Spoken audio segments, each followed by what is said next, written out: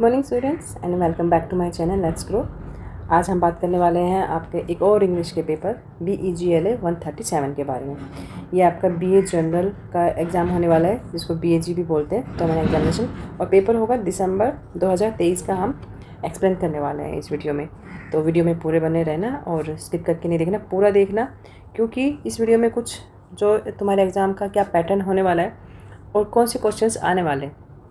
Repeat तो होते ही हैं, अभी तक तुमने जितनी भी वीडियोस देखी हैं उससे आइडिया हो गया होगा कि जो प्रीवियस ईयर में जो क्वेश्चंस आए हैं वो रिपीट होते हैं, मोस्टली रिपीट होते हैं। तो वीडियो को पूरा देखना, स्किप नहीं करना, ठीक है।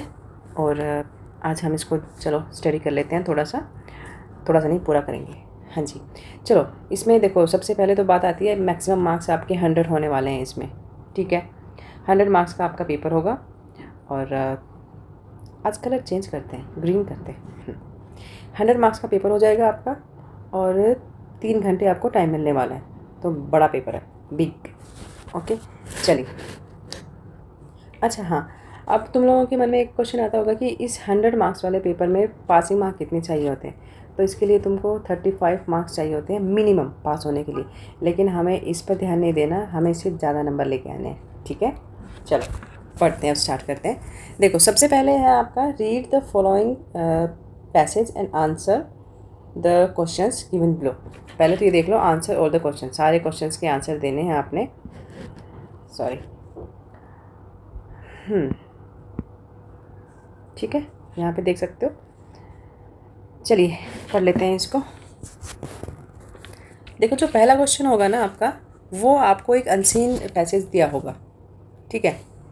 ये जो अनसीन पैसेज होता है ना, इसको आपको ठीक से पढ़ना होता है। मतलब एक बार में समझ नहीं आएगा, इसको अच्छे से 3 से 4 बार पढ़ना, तब इसका जो मीनिंग है, क्रस्ट जो है, वो आपको समझ में आएगा। और जो क्वेश्चंस दिए जाएंगे ना, जो आपको लास्ट में जो क्वेश्चंस पूछे जाते हैं, वो इसी में से पूछे जाएंगे। तो एक बार नहीं पढ़ना, ध्यान से टाइम लगा के, इतना ज़्यादा भी टाइम नहीं लगाना, अच्छे से इसको पढ़ना, 3-4 बार पढ़ना, तो सारा समझ में आ जाएगा, ठीक है। वैसे भी क्लाइमेट चेंज पे है, तो तुम लोगों को वैसे ही पता है, नेचर के बारे में है, तो इतना मुश्किल नहीं होगा।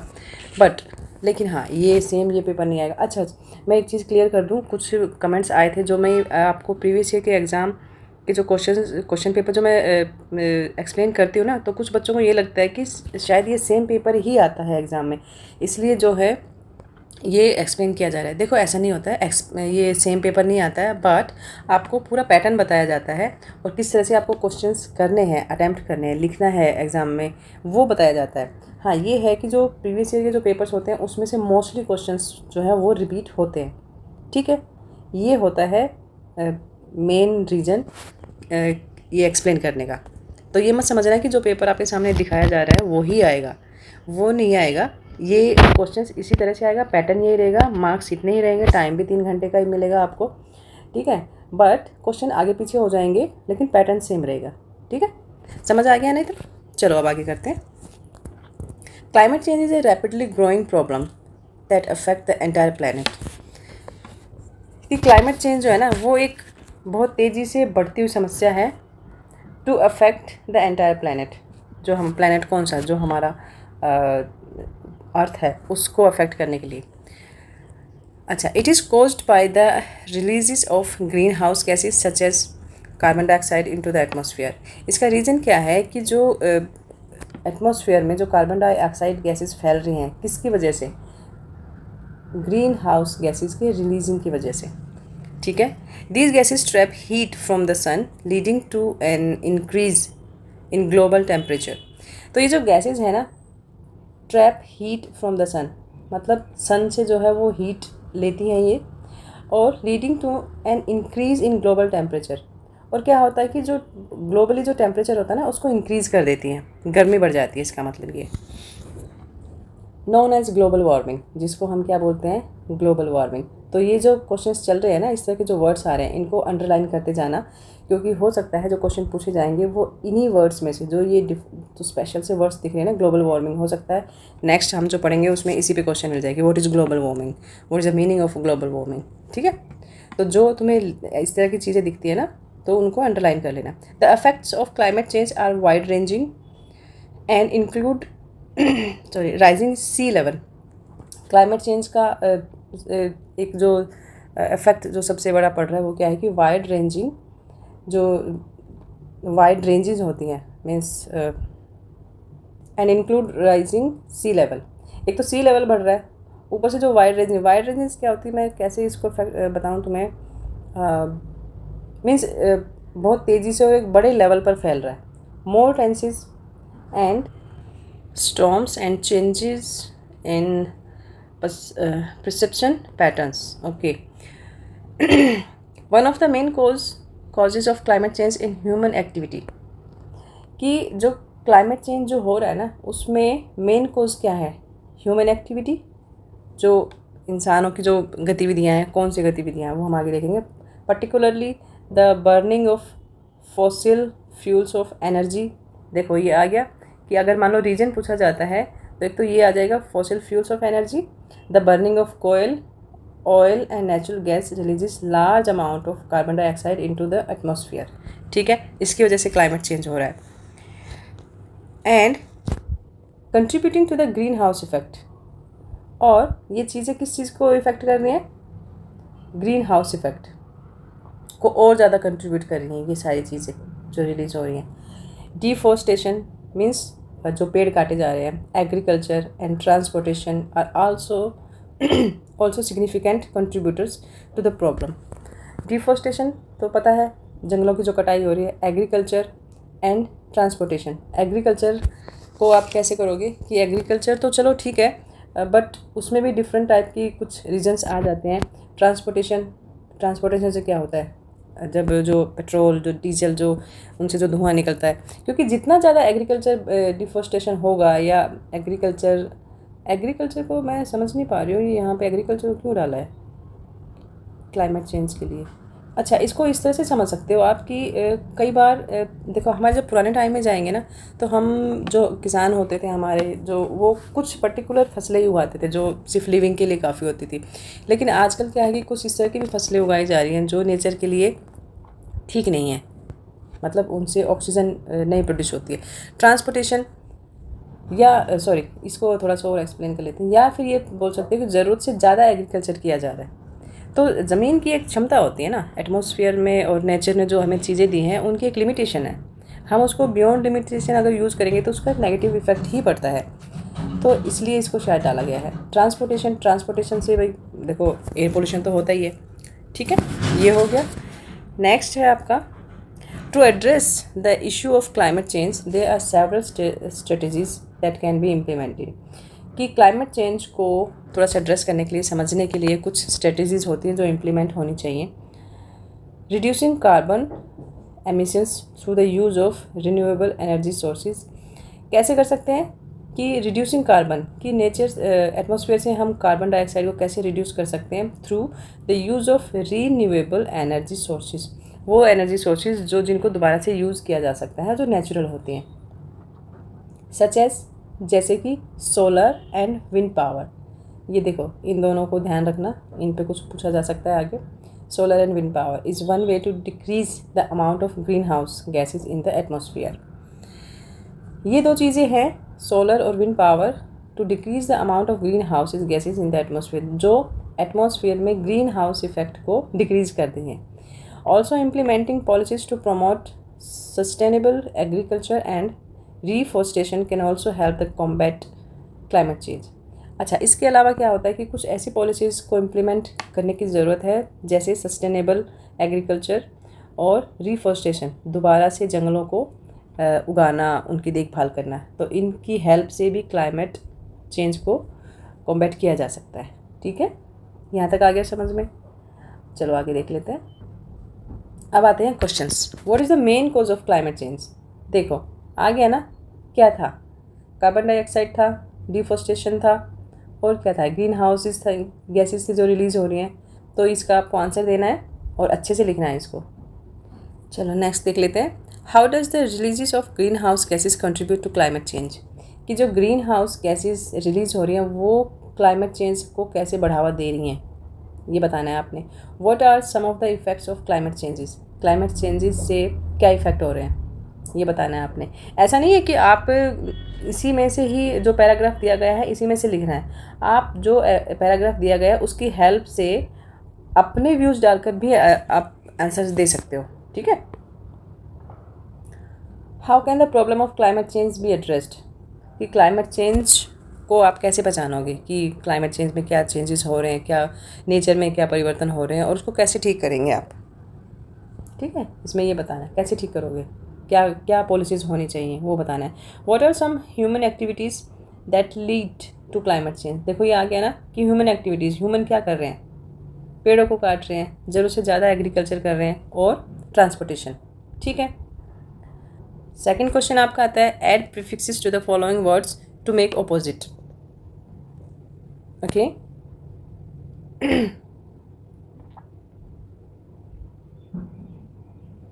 हाँ जी, इसमें क्या करना है आपने, ऑपोजिट बताने हैं।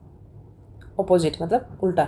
तो एलिजिबल है, देख रहे हो आप आपके सामने, तो एलिजिबल का क्या आ जाएगा, इनएलिजिबल। और ये आपने एक तरह से ऑपोजिट भी कर दिया और प्रीफिक्स भी लग गया यहाँ पर। सेटिस्फाई का डिससेटिस्फाई हो जाएगा। ठीक है। इरेलीवेंट का इर लगा देना, इरेलीवेंट। हेल्दी का अनहेल्दी, लकी का अनलकी। ठीक है, तो प्रीफिक्स भी लग गए आपके और ऑपोजिट भी बन गए। ठीक है। और देखो ये 10 नंबर का क्वेश्चन है, इसमें से एक भी नहीं जाना चाहिए। ठीक है ना, एक भी नंबर कम नहीं होना चाहिए, बिल्कुल आसान है, सब कर लोगे तुम। और यहाँ पर मैंने बता भी दिया है तुम्हें, तो ये 10 मार्क्स तो तुम्हारे पक्के हैं, टेंशन नहीं लेनी है और करके आना है पक्का। चलो, complete the following sentences using appropriate conjunction. Conjunction की अच्छे से तैयारी करके आना, इस पर बहुत सारे क्वेश्चन पूछे जाते हैं और हमेशा आते हैं। 5 नंबर का क्वेश्चन आ रहा है, 5 के 5 नंबर आने चाहिए मुझे, मतलब तुम्हें मुझे का मतलब है कि मुझे चाहिए कि तुम लोगों को 5 के 5 नंबर मिले, कटने नहीं चाहिए तुम्हें। ठीक है, ये करके आना। I can not help you now, you don't listen to me to my advice. तो इसमें क्या कंजक्शन आएगा आपको पता ही होगा, और अच्छे से इसको पढ़ के जाना। They will miss the train, they will miss the train, they hurry. Both of them did not go, they were not invited. इसमें क्या करना है आपने, कंजक्शन लगाने हैं। अर्थ इज़ बिगर, क्या आएगा, देन ही तो आएगा। He jumped, he won the match convincingly, he jumped because. ठीक है, तो ऐसे ही ये सारे लगाने हैं आपने। Both of them did not go to, wedding हो सकता है, पार्टी हो सकता है, कुछ भी हो सकता है। They were not invited because they were not invited. चलिए नेक्स्ट देख लेते हैं।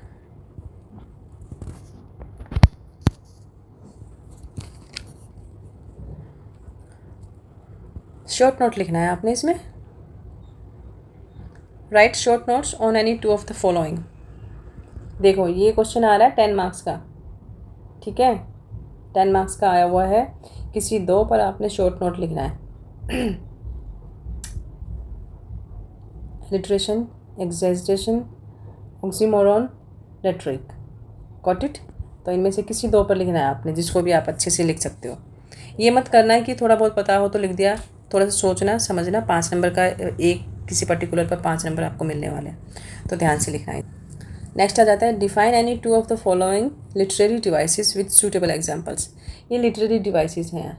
लिटरेरी क्या होती है, जो एजुकेशन में काम आती हैं। मेटाफोर, सिम्बल्स, आयरनी, पन। ठीक है, इन 2 पर किसी पर आपने डिफाइन करना है इनको। ठीक है, विद एग्जांपल्स। नेक्स्ट आता है करेक्ट द फॉलोइंग सेंटेंसेस। देखो ये कुछ ना आपको रॉन्ग सेंटेंस दिए गए हैं इस क्वेश्चन में, गलत सेंटेंस बोलते हैं जिसको। तो ये आते हैं टेंसेस के अकॉर्डिंग, मतलब ये टेंसेस अगर आपने टेंस की तैयारी अच्छे से करी है ना, तो ये इसमें आपको कोई दिक्कत नहीं आने वाली है और 10 के 10 नंबर आपको मिल जाएंगे। तो correct the following sentences. Her performance was less than others, ये जो इसको करेक्ट करना है आपने। The temperature of Amritsar is hotter than Delhi. Ram is one of his best friends and he has gone to meet him. देखो for example, Ram is one of his best friends, friends तो नहीं होगा, वन ऑफ आ गया तो friends कैसे आ सकता है। तो ये आएगा Ram is one of his best friend and he has gone to meet him. Okay, तो ये ऐसा कर जाएगा यहाँ से। The food was indelible, indelible no. He did not wrote the test last week, he didn't write, wrote नहीं आएगा, right आएगा। तो ये ऐसे ही करने हैं आपने, ठीक है। ये मैं फॉर एग्जांपल बता रही हूँ आपको कुछ, बस टेंसेस करके जाना अच्छे से, उस पर तो मोस्टली आते ही क्वेश्चन है। Fill in the blanks with suitable preposition. देखो ये भी 10 नंबर का आ रहा है, तो पेपर इजी आता है, डोंट वरी, और मार्क्स कहीं नहीं जाते हैं, बस थोड़ा सा ध्यान से करना क्वेश्चंस, पेपर को अच्छे से पढ़ना। Ram return his journey to London. Preposition, Ram return from his journey to London. The plane did not land on the runway. The boy climbed on the tree without help. Rohan moved the table to the dining room. ठीक है? She will have finished the homework by Friday. Rakesh has been waiting for her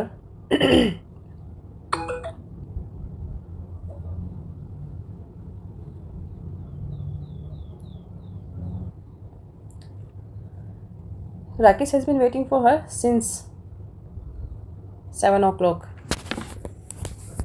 Okay. It's not safe to walk alone in the street at night. In नहीं आएगा यहाँ पे, in कि रात में, रात के अंदर घुस के थोड़ी ना कोई घूमता है, रात में, ठीक है। Rohit has been working in this office since the thief had hid himself under the table.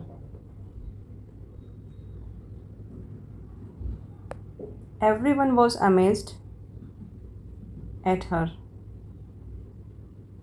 brilliant performance. ठीक है, यहाँ तक हो गया। चलो, make sentences with the following phrasal verbs so that their meanings get clear.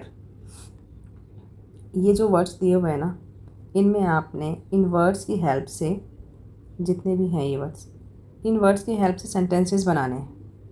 Okay, phrasal words so their meanings gets clear.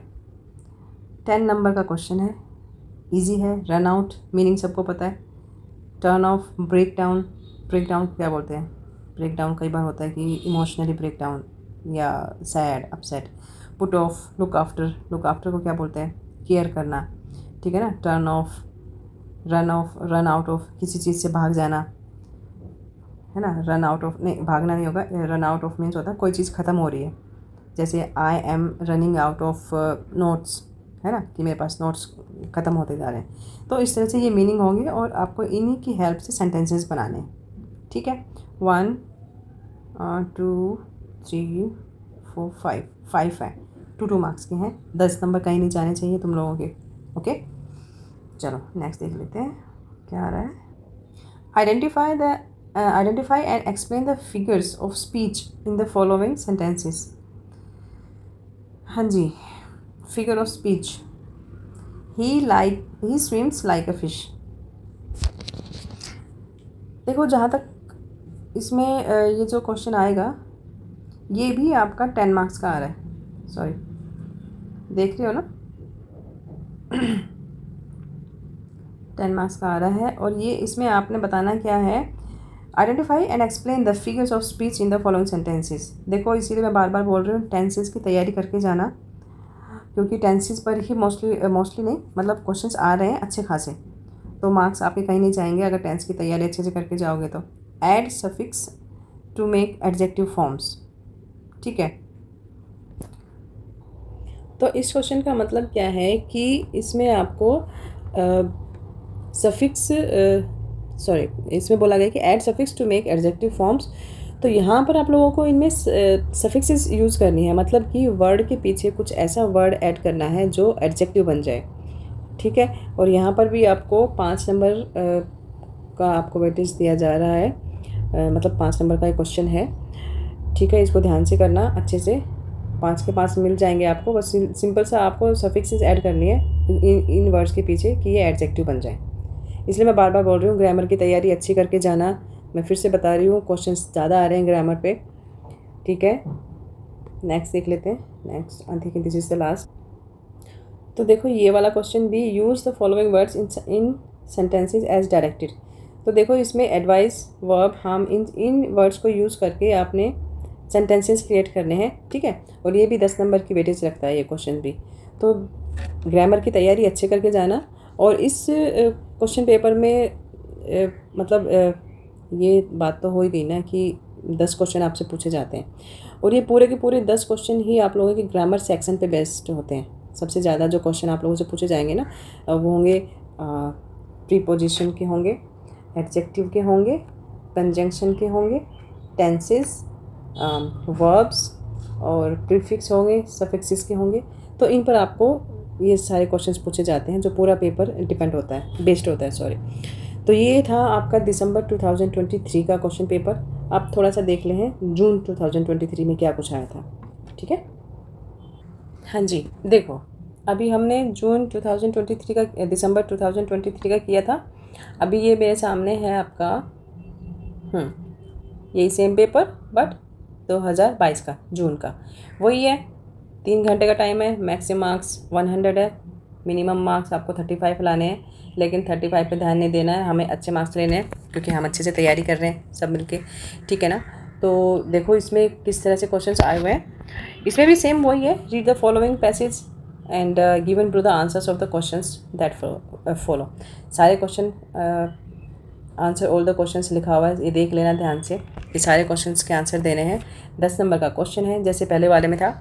तो इसमें क्या करना है, ये पूरा ध्यान से पढ़ना है, 3-4 बार पढ़ना है इसको, ठीक है, पैसेज को। फिर उसके बाद ये आंसर्स दिए, क्वेश्चन दिए हुए हैं, इनके आंसर्स देने हैं आपने। Suggest the appropriate title of the passage.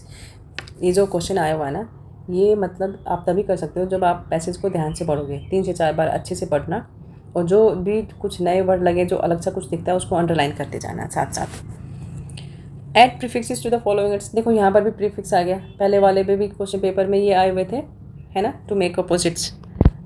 Add prefixes to the following words to make opposite, इनके अपोजिट बनाने हैं आपने। Complete the following sentence using appropriate conjunction.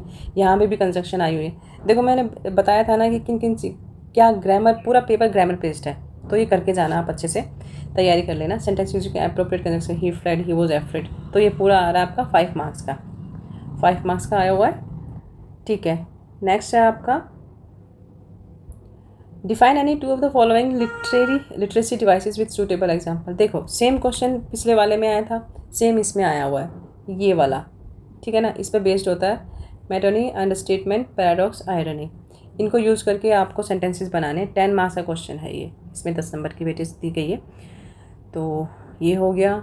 फिर है देखो आगे भी सेम है वही, right short note of on any 2 of the following with suitable examples. इनमें से किसी 2 पर आपने शॉर्ट नोट लिखना है एग्जाम्पल के साथ, विथ सूटेबल एग्जाम्पल्स, ठीक है। 10 मार्क्स का आ रहा है। चलिए, करेक्ट द फॉलोइंग सेंटेंसेस। देखो अब ये जो पेपर है ना, इसमें भी ये 10 मार्क्स दिए हुए हैं, बस इतना करना है आपने। ये रॉन्ग आपको सेंटेंसेस दिए गए हैं, बस इसको करेक्ट करना है। One of my friend visited my home yesterday. One of my friend visited, जब ऑलरेडी विजिटेड आ गया तो येस्टरडे की ज़रूरत नहीं है ना, तो आप इसको सिंपल सा लिख सकते हो, one of my friend visited my home, ठीक है। या इसको ऐसे भी लिख सकते हो नहीं ये ठीक है, ये ऐसे ही जाएगा। The height of Ram is more than Shyam. ऐसे नहीं होता है, आप इसको सिंपल सा लिख सकते हो कि Ram's height is more than Shyam, या Ram is taller than Shyam, okay. He is been working in this office since 20 years. From 20 year, from नहीं, इसमें मुझे थोड़ा सा कन्फ्यूज़न है, बट तुम लोग देख लेना, ट्राई करना है इसको अच्छे से पढ़ने की। मैं थोड़ा सा कंफ्यूज हो रही हूँ कि इसमें सिंस ही लगा रहेगा या 4 आएगा। चलो, ही do not have a laptop,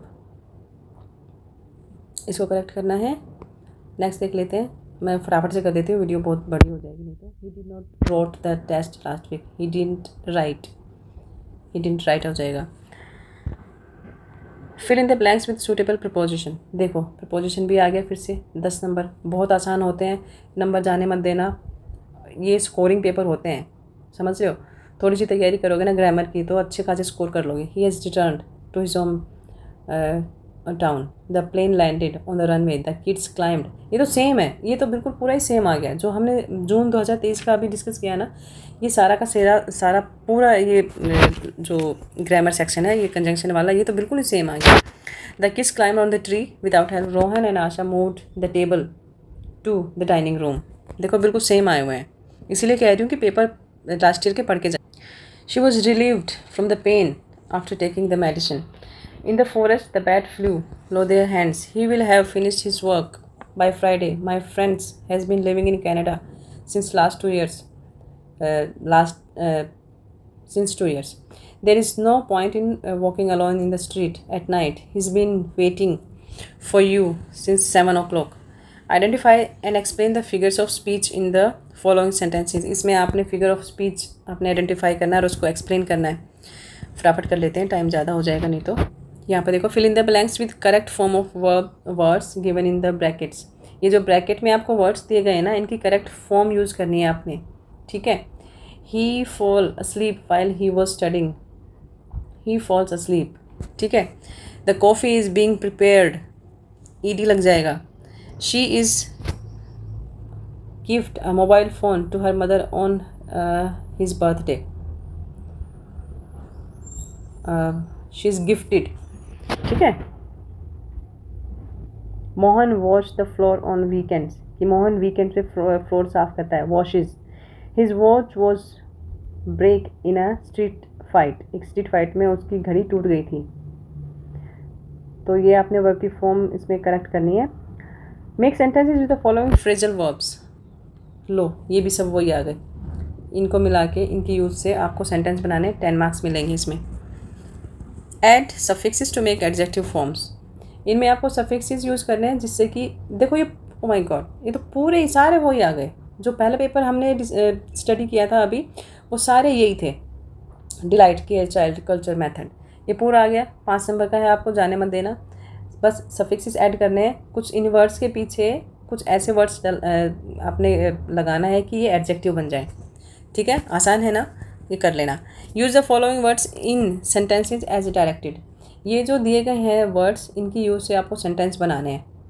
ठीक है, 10 मार्क्स का क्वेश्चन है तो इजीली बना सकते हो. Empty, press, harvest, harm, defend, इन सब के मीनिंग पता है, आसान है, कोई बड़ी बात नहीं है, दिक्कत वाली बात नहीं है. तो ये आपके 2 पेपर हो गए हैं आज. ठीक है, तो कल तुम्हारा पेपर होने वाला है, इसको अच्छे से स्टडी करना.